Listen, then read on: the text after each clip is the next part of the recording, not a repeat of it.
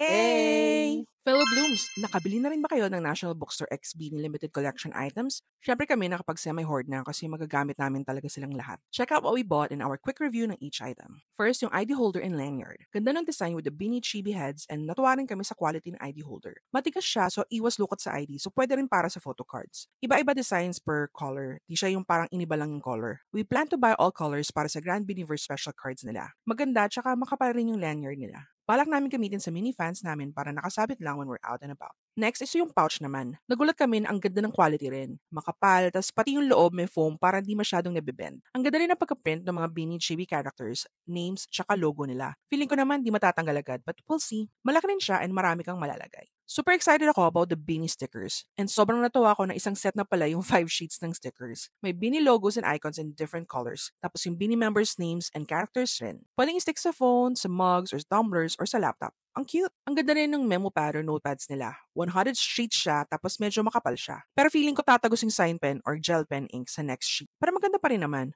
4 colors available tapos yung green, walang lines. Yung purple may dots as guidelines. Yung pink, may lines and yung blue may grid lines. Yung sticker notes naman, 50 sheets per pad. Medyo makapal rin and tama lang yung pagka-sticker din. The Beanie Gel Pens naman ang smooth ng pagsulat. May 0.5 tip siya so sakto lang yung kapal ng sulat. 4 colors available featuring the OG ships. Cute ang designs. Matutuwa ang mga kids or friends mong blooms na mahilig mag-sketch kasi ang cute ng designs ng pencil set. Malinaw rin yung sulat kasi number 2 pencils sila. May 12 pencils in one set so pang matagalan na rin tong gamit. Napabala rin ako nung correction tape kahit di ko naman masyadong gagamitin kasi ang cute. I usually use correction tape when filling out forms so lagi ako may dala pag naglalakad kami ng mga papers. Ang cute rin ng plastic envelopes. Each set contains 2 envelopes in different colors.